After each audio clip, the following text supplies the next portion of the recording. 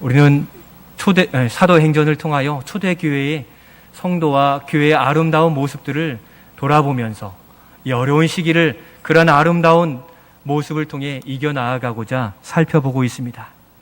앞선 지난주의 말씀에서 초대교회는 아나니아와 삽비라 부부의 거짓으로 영적인 타격을 상당 부분 받게 되었습니다. 부부의 거짓 행위는 사도들과 제자들을 실망시켰고 그로 인해 하나님의 진노하심을 목도하며 크고 두려운 일을 공동체와 지역사회가 경험함으로 마치 마음의 위축됨이 있었을 것입니다. 그런데도 오늘 본문에서는 사도들의 손을 통하여 여전히 놀라운 표적과 기사를 행하도록 성령께서 인도해 주셨습니다. 이로 인해서 수많은 사람들이 나아오고 질병과 어려움에서 해결을 받고 믿는 자들이 놀랍도록 역사되어지고 성장하는 모습을 보여주고 있습니다. 겉으로 보면 로마 제국의 식민지요, 또 종교 지도자들의 압박, 교회 내 부부의 이러한 진노하심으로 인하여서 어려운 상황 속에서 어떻게 성령의 역사가 계속되었는지 의문이 아닐 수 없는 것입니다. 그 비결이 코로나의 시기를 겪어 나아가는 우리 한국 교회와 우리 교회 안에 그 비결로 붙들어짐으로 이 말씀 안에서 여전히 성령의 역사가 계속되는 교회로 우리 교회가 존재할 수 있도록 그 은혜를 덧입는 시간이 되고자 합니다. 코로나의 어려운 상황들로 인해서 이 어려움 가운데 있는 일들에 우리에게 주신 은혜를 또 기억하게 되었습니다. 말씀을 묵상하면서 우리 교회가 이 몽골 선교의 꿈을 꾸고 있음이 성령께서 역사해 주신 은혜구나 하는 것을 다시 한번 생각하게 되었습니다. 장기화된 이 코로나의 영향으로 교회들의 재정적인 어려움들이 많이 생기면서 한국 교회 모두가 동일한 어려움에 처하다 보니까 먼저는 이 파송된 선교사님들을 이 교회로부터 떨어뜨려지는 이 어려움들을 많이 겪고 있다는 소식을 듣게 됩니다. GMS는 물론이요, 다른 선교 기관들도 그러한 끈들이 끊어짐으로 많이 어려움을 겪게 된다는 소식을 접해 듣고 있습니다. 그런데 우리 교회 선교의 간구를 들으신 하나님은 우리의 생각보다 그 선교의 계획이 더디게 이루어지는 것처럼 우리가 많이 여겨왔던 것이 사실입니다. 우리 성도들의 하나님 빨리요, 조금 더 이때 조금 빨리 해주시면 좋겠습니다 하는 그러한 일들에도 간구에도 불구하고 하나님은 기다리게 해 오셨다는 생각이 듭니다. 만약 벌써 파송해서 나아가셨더라면 이 코로나를 맞는 그때 철수하고 돌아와야 여기에 계시지 않았겠습니까?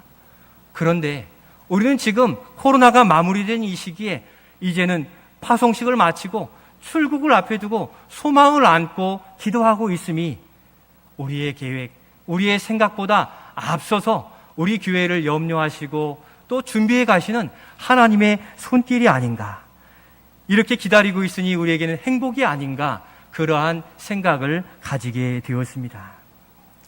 더디다고 생각했던 우리의 생각을 바꾸셔서 이제는 그날을 계획하게 하셨으니 우리의 시간 계획보다 더 정확하시고 가장 합당하신 하나님의 계획을 바라보고 우리가 믿음으로 나아가실 수 있기를 소원합니다. 선교의 일만 관계되겠습니까?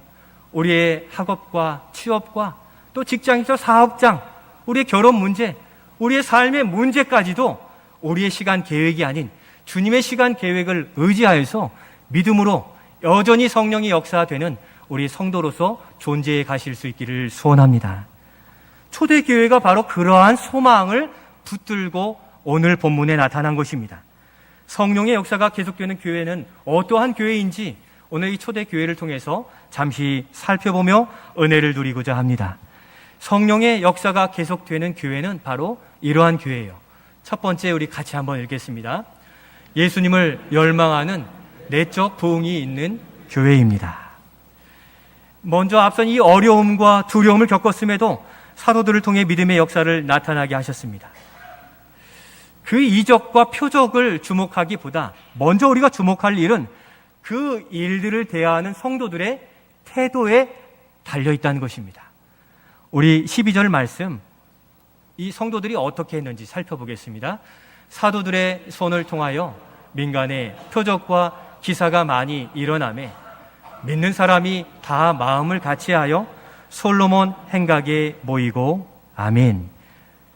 이 놀라운 표적 앞에 믿는 사람들이 어떠한 모습을 가졌습니까? 어떻게 행했습니까?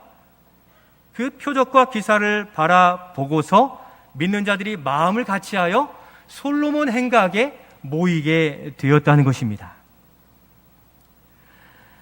바로 이 솔로몬 행각은 믿는 자들이 집회하는 그러한 장소로 보통 쓰였던 곳이었습니다. 여기 이 포인트가 중요한데, 여기에서 우리가 발견할 수 있는 것은 이들이 내적인 부흥과 공동체적인 부흥을 경험하고 있는 것을 바라볼 수 있어야 된다는 것입니다. 그들이 솔로몬 행각에 모일 수 있었던 것은 그들에게 내적인 부흥이 여전히 지속되고 충만했기 때문입니다. 그래서 성령의 역사가 그들에게 계속될 수 있었습니다. 무슨 말씀입니까? 그들의 상황은 사도들이 복음 전하자 종교 지도자들에게 공유에 끌려가서 핍박을 당하고 다시는 예수 이름을 전하지 말라고 이렇게 억압을 당하고 돌아왔고, 로마 사회에서 예수 그리스도를 드러내 믿는다는 것은 손해보는 일이고 직업을 문을 닫는 일이었어요. 유대의 종교 지도자들도 불을 켜고 믿는 자들이 모이는지를 살펴보는 그때에 이와 같이 모일 수 있었던 것은 그들의 마음속에 그러한 모든 것의 어려움에도 불구하고 예수 이름이 있는 곳에 기뻐하고 즐거워하고 기도하고 찬양하고자 하는 열망이 끊어지지 않았기 때문이라는 것입니다. 성도 여러분, 부흥은 무엇입니까? 교회의 숫자가 갑자기 늘어나고 그것을 성장이라고 표현하는 그것이 부흥입니까? 우리의 기도의 제목이 응답되는 것이 쌓여서 많아져서 부여한 것이 부흥입니까? 부흥은 무엇입니까? 부흥은 바로 복음과 예수 그리스도에 대한 열망이 끊어지지 않고 예수의 이름, 예수의 일에 흥분하고 기뻐할 수 있는 살아있는 불꽃 같은, 불 같은 마음이 부흥이라는 거예요. 우리가 부흥을 경험한 때가 언제입니까? 우리가 처음 예수 그리스도를 만나면서 세상에 살던 우리가 오직 주님이 전부입니다. 주님만이 저의 기쁨입니다. 저의 소망입니다. 마음이 뜨거워지고 또 우리의 눈물에서 눈물이 나고 우리의 입술에 고백이 이와 같이 흘러넘치는 내적인 부흥이 바로 예수님을 만난 그때의 시작이 된 것입니다. 예수님이 전부요, 예수님을 위해 살겠습니다, 주를 위해 살겠습니다 했던 저희들의 믿음의 상태는 지금 어떠한지 돌아보시길 바라요. 예수님을 믿는 순간 내 인생 예수님이 책임져 주시리라 했다는 확고한 믿음, 선한 목자가 되신다는 말씀이 살아있는 말씀으로 나의 죄를 대신 지고 십자가에 죽으신 주님이 내 눈앞에 보여주는 이 놀라운 일들이 바로 부흥의 징조요, 표적이 되는 줄로 믿습니다. 이 경험, 마음이 뜨거워지고 주님을 부르짖지 아니하면 살 수 없는 그 심령이 내적인 부흥인 거죠. 우리는 무엇을 얻어야 되고 높아져야 되고 성취해야 되는 것을 부흥으로 여겨지지만 부흥은 이미 우리 안에서 이처럼 이루어지고 오늘도 부흥의 충만함으로 여기 예배할 수 있게 되는 것입니다. 저도 처음 주님을 만난 그 부흥의 시간을 잊을 수가 없어요. 힘들고 어려울 때 그때 저를 만나 주신 주님을 기억하면 다시 힘을 얻고 일어납니다. 그때 그 주님이 오늘도 나와 함께 하시거든요. 그 주님이 오늘도 믿어지는 내적 부흥이 충만한 우리 모두가 되실 수 있기를 소원합니다. 주님을 향하여 수고하고 내 것 드려도 아깝지 않은 것이 부흥이에요. 만약에 내 것 주님께 드리고 내 재능 드리라고 하여 아깝고 핑계가 나온다면 이 부흥에 문제가 있는 겁니다. 우리의 건강한 내적 부흥이 지속되어질 수 있도록 우리 자신을 돌아보며 살펴보실 수 있기를 바랍니다. 예수님으로 만족하고 예수님으로 기뻐하고 이 부흥이 우리 안에 여전히 지속되기를 예수님의 이름으로 축원드립니다. 사도들의 손을 통해서 표적과 기사가 나타났다고 했는데 이 표적과 기사, 이 표적은 어떤 사인이요, 증표예요.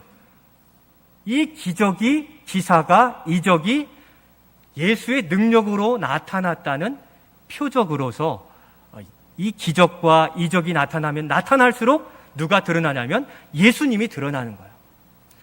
우리의 기도에 응답이 되면 그 응답된 그것으로 기뻐하고 감사하고 많은 것입니까? 아니죠. 그 기도에 응답해 주신 예수 그리스도를 인하여 감사하고 더욱 예수님을 붙들라는 증거예요. 우리의 질병이 낫고 삶의 문제, 직장의 문제가 해결된 것은 해결됐으니 감사하고 그냥 지나갑니까? 왜 우리의 문제를 해결해 주십니까? 막힌 담을 허시고 문제를 해결해 주시는 그 예수를 바라보라고. 그 예수님 믿으면 삶의 문제가 해결되니까 다시금 붙들라고 부흥의 사인들을 계속 우리에게 허락해 주신다는 사실이에요. 주님이 우리에게 주시는 그 사인들을 바라보면서 예수 그리스도를 붙들며 그 부흥의 심령을 충만하게 지켜가실 수 있기를 소원합니다. 그러니 이 내적 부흥을 지속하는 이 초대교회의 사도들의 이 놀라운 역사가 나타나니까 어떻습니까? 믿는 자들이, 내적 부흥을 가진 자들이 하나님의 기사가 나타나는 그곳에 모여서 기도하고 찬양하고 싶었던 것이에요. 모일 수 없는 상황이잖아요. 핍박과 두려움과 어려움이 있는 상황. 그럼에도 불구하고 그들은 예수님께 헌신된 믿음의 부흥을 가진 자들이에요. 오늘로 따지면은 대규모 찬양 집회, 기도 집회, 말씀 사경회라고 할 수 있어요. 그런데 다 보이는 곳에서 모이는 거예요. 그러니까 예수 그리스도가 부끄럽지 않다는 거예요. 주님이 그들의 전부인 것을 나타내 보임으로 세상 사람들이 그들을 칭송했다는 거예요. 오늘날 믿는 자들이 믿는 모습을 부끄러워 여겨요. 남 안 보이는 곳에서는 경건한 척해요. 보이는 곳에서는 믿는 자처럼 살지 않아요. 주님은 나를 부끄러워한 자들을 그들을 또한 부끄러워하리라 말씀하셨어요. 이 초대교회의 성도들이 그 성령의 능력을 계속 나타내 보일 수 있었던 것은 그 안에 있는 내적 부흥을 지켜갔기 때문이에요. 그러니까 사람이 보나 안 보나 자신의 믿음의 생활을 지켜가고 하나님이 계신 곳에서는 헌신하고 거기에 자신을 드릴 수 있는 믿음의 담대함이 거기에 있었던 겁니다. 코로나, 삶의 어려움, 우리 청년의 시기의 문제들, 이 일들 앞에 주님을 더욱 자랑스러워하시고 우리를 우리 되게 하시는 주님 앞에 우리 자신을 드리는 내적 부흥을 지켜가실 수 있기를 소원합니다. 그렇지 않으면 자꾸 세상 것 보여서 세상을 향해 나아갈 수밖에 없고 거기에 영적 공허함으로 우리는 외롭고 혼자 있는 것 같고 절망스러움을 느낄 수밖에 없습니다. 여러분의 영적 상태는 지금 어떠하십니까? 그런 내적 부흥을 지켜가고 있습니까? 부흥은 믿음이 좋은 특별한 사람에게 있는 것이 아니에요. 말씀드렸듯이 예수 믿는 순간 우리의 부흥은 시작된 겁니다.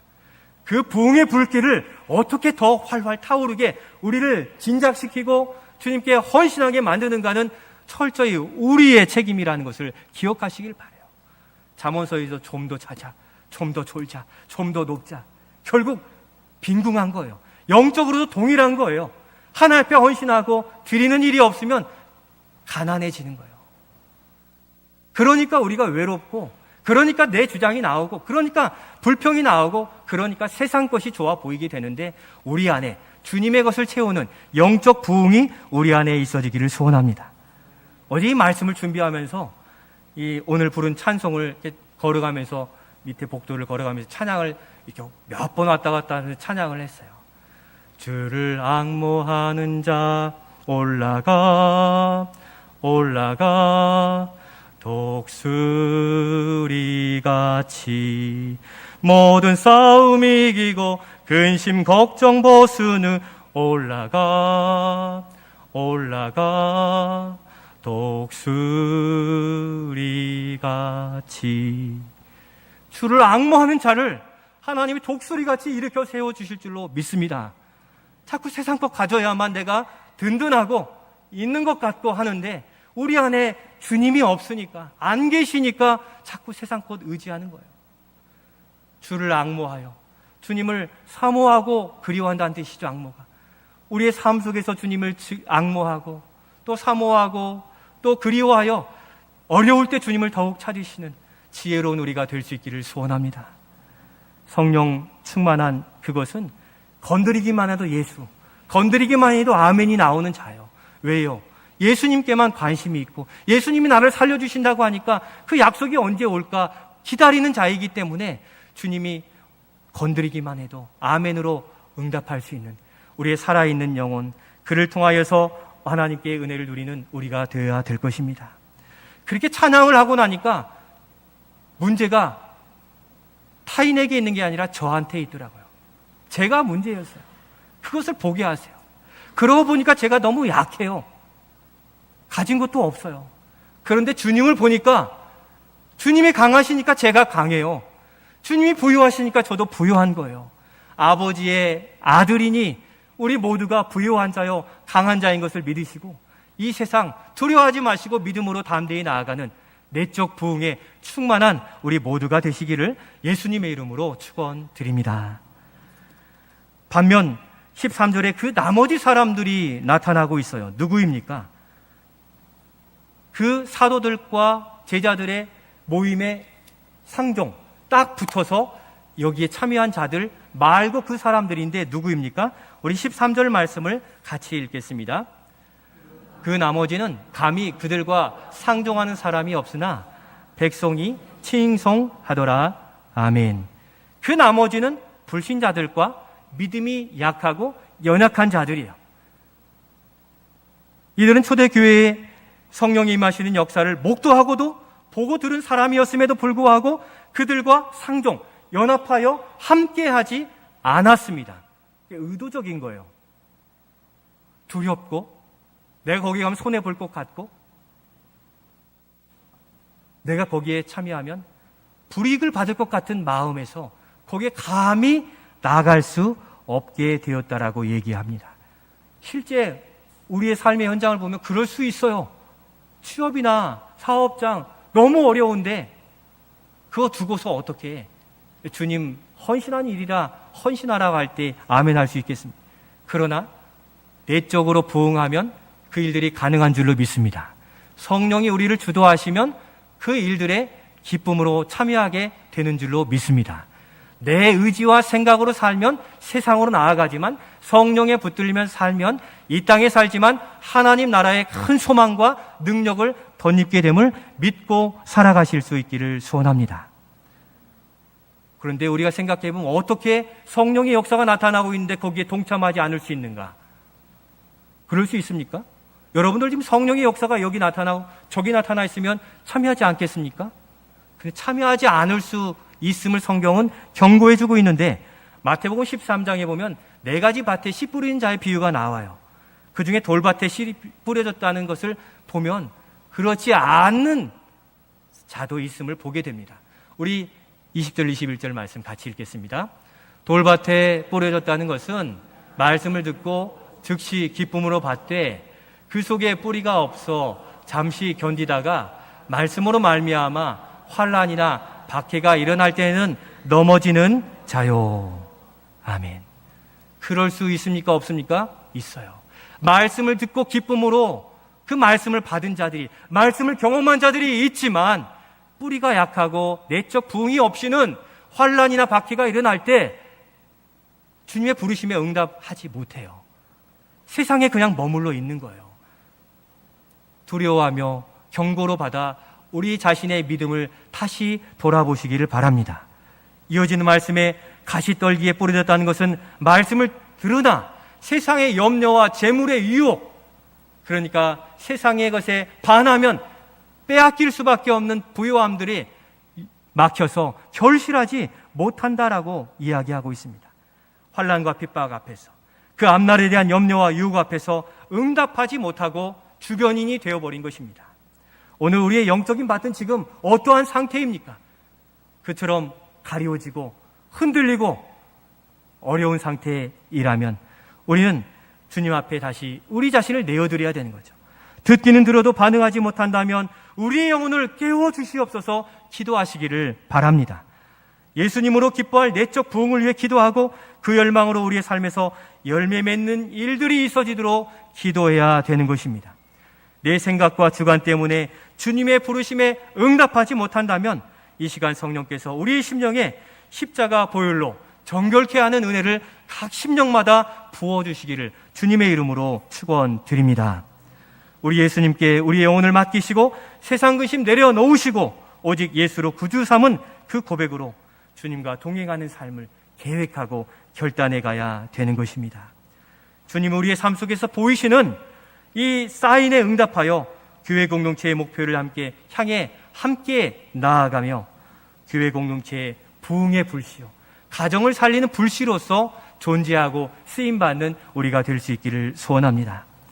두 번째로 성령의 역사가 계속되는 교회는 이와 같습니다. 같이 읽겠습니다. 믿음의 지경이 넓어지는 교회입니다.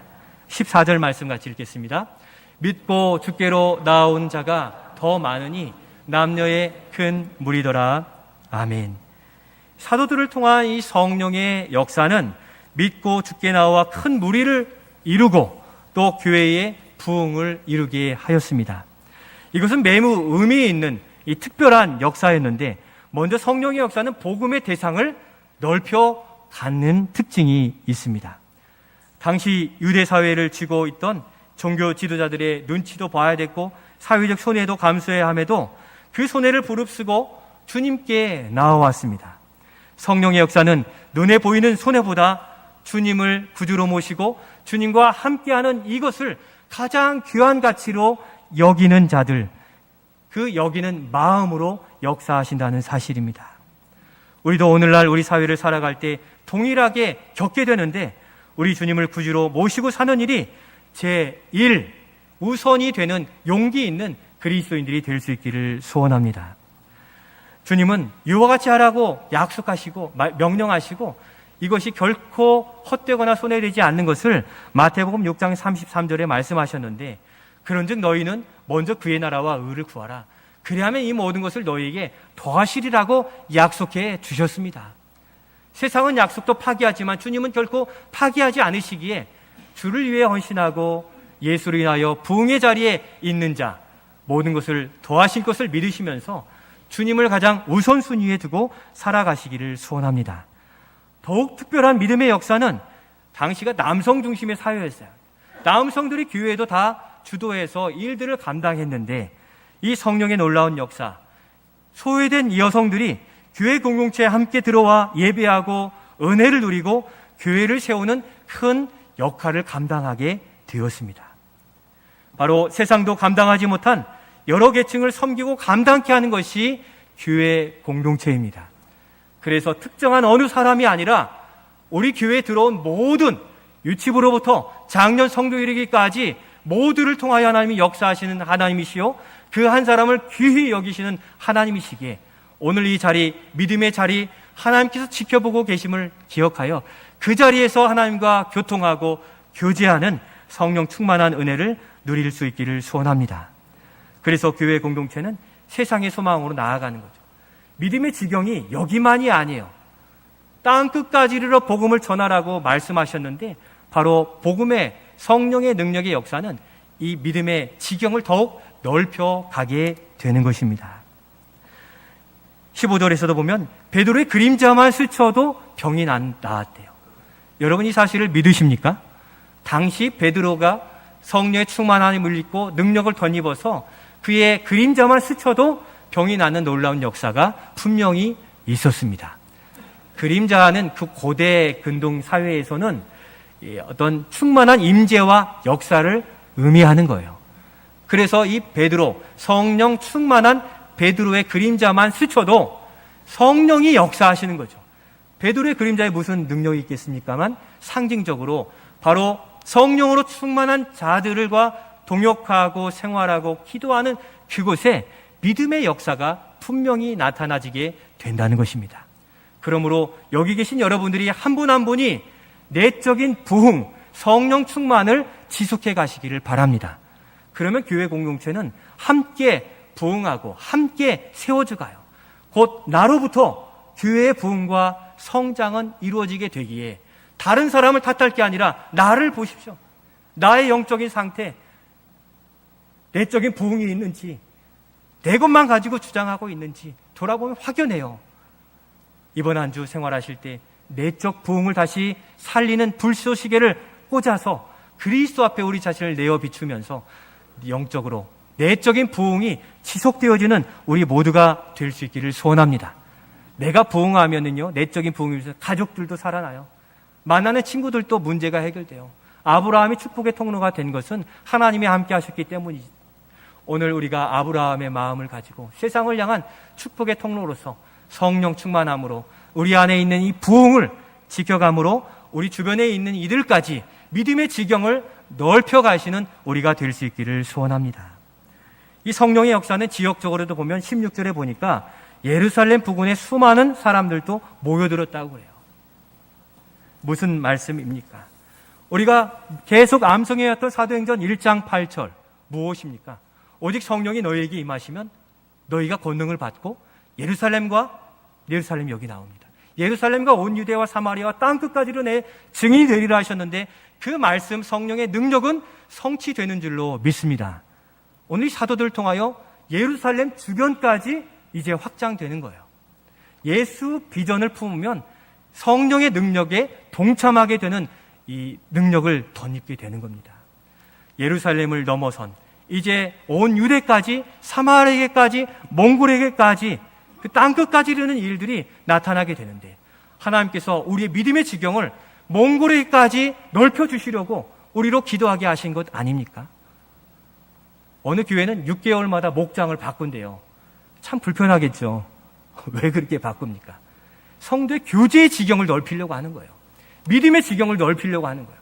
아는 사람들끼리만 늘 모여 있어요. 한국 교회가. 그러니까 그분들과만 얘기하는 거예요. 다양한 삶의 역사에 역사하신 하나님의 능력과 그 은혜가 우리로 귀에 들려오지 않는 이유는 늘 만나는 사람만 보이니까. 목장을 바꾸어서 지역도 다르고 생활도 다른 나와는 안 맞는 사람과 생활하다 보면 거기에서 역사하신 하나님을 보게 되어서 교제의 지경과 믿음의 지경이 넓어지고 결국 시간은 걸리지만 교회 공동체는 단단해진다는 거예요. 그래서 우리가 가지고 내려온 관례들도 있고 또 전통들도 있지만 이제는 믿음의 지경을 넓혀 가시는 우리 모두가 되실 수 있기를 소원합니다. 우리 교회 안에서만이 아닌 이제는 지역으로 이제는 저 열방을 향하여 나아가 믿음의 지경이 바로 우리 교구가 되기를 소원하는 것입니다. 스펄전 목사님은 전 세계가 나의 교구다라고 이야기했잖아요. 하나님은 우리에게 전 세계를 맡기신 거예요.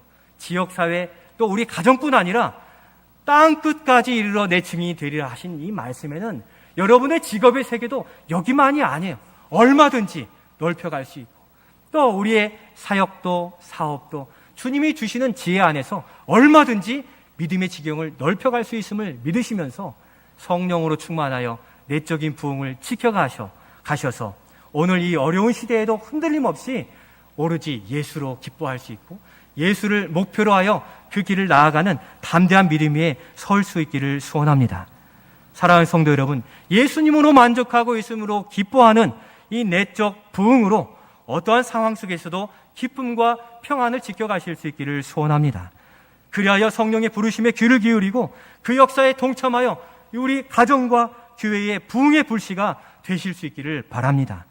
예수 비전이 성취되는 거기에서 참된 즐거움과 기쁨을 맛보시며 성령의 역사가 계속되는 우리 가정과 교회를 이루어 가시는 우리 모두가 되시기를 예수님의 이름으로 축원드립니다.